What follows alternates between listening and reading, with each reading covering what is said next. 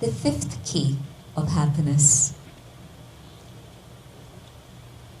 Here in the Philippines, it's very easy to talk about God. And so I have no hesitation in saying this, that yes, I have those treasures within myself, but it's only when I connect with the one above, with the Supreme, with the Divine, that I actually discover these treasures within myself. If I'm trying to do it on my own, it's a little bit difficult.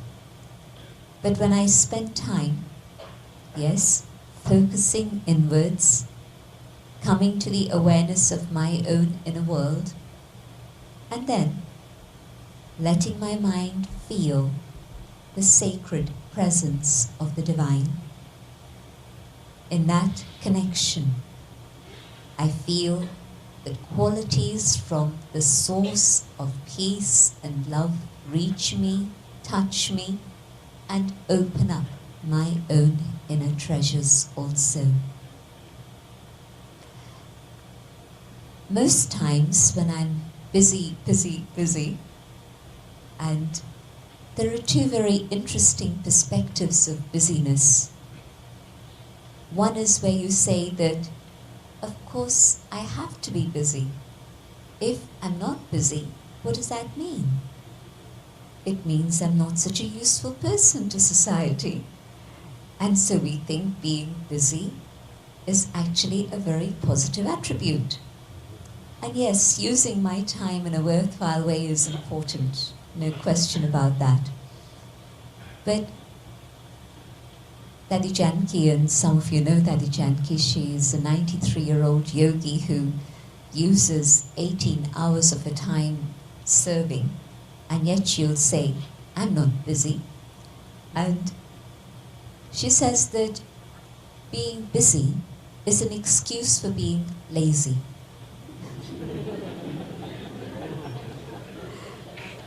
Amazing. Now, where does she come up with that from? And what she means is that we occupy ourselves in all the external things that, yes, life needs and things that need to happen. But so much of that could happen automatically. You set the machine going and it's going to carry on. And it doesn't need your mind to be engrossed in it. And the lazy bit comes because the things that I should be giving attention to, my awareness of the Divine, my attention to my own inner world, and the quality of my thoughts and feelings, I'm lazy. I don't want to do that inner work. And so being busy becomes a fantastic excuse in which I say, well, I don't have time for these things. But no, it's actually the laziness of intellect, the laziness of consciousness, in which I know that this is important, but I'm avoiding the issue, and so being lazy.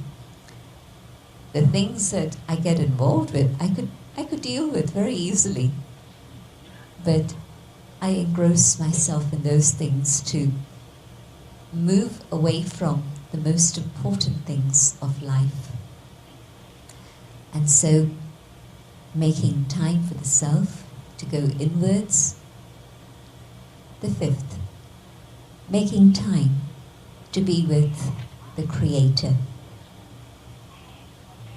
How often do I make time to be with the Creator? When was the last time you had a heart-to-heart conversation with the Creator? Was it last Christmas? Maybe it wasn't even then. Maybe you were too busy preparing Christmas dinner and Christmas gifts and parties. Maybe it was New Year's Eve and you were thinking about resolutions.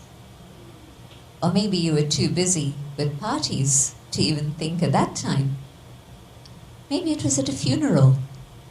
Now that's usually a time.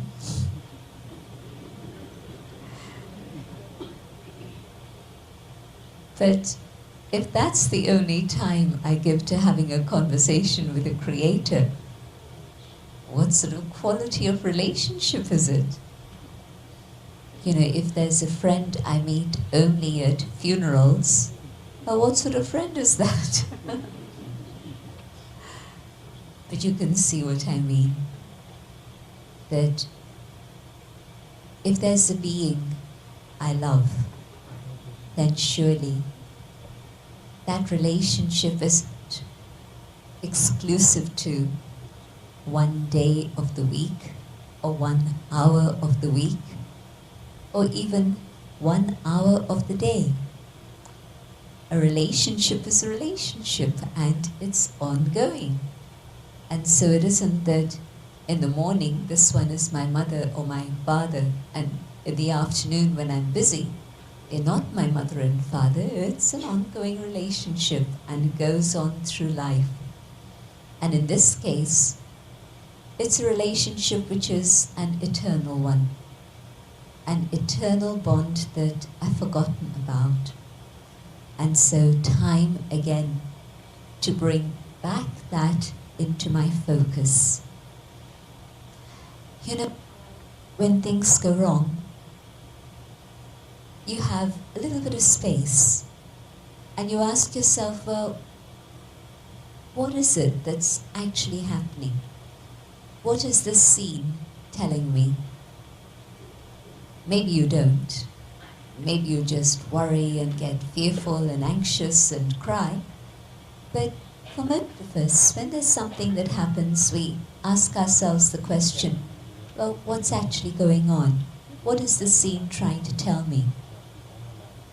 Well, I think on a personal level, when we see the emptiness of spirit today, then we wonder, well, what's happened? And so that's on a personal level.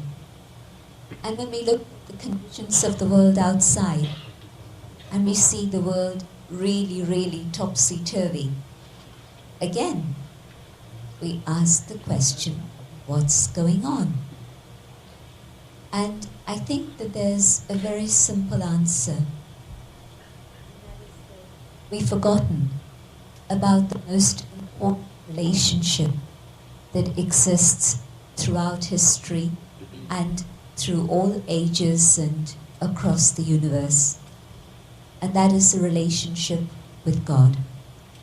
And so all the signals that are coming to us from many different directions are telling us that it's time again to focus on that relationship with the divine. Do that. What I have to do is to firstly discover my own identity, the identity of the inner being. And in that awareness, I can also then open myself to the presence and experience of the divine. Why? Because my own eternal identity is not a physical one. It's a spiritual identity. I am spirit, not matter. I am the inner being, the being of light. And whilst I think I am this body interferes in my connection with God.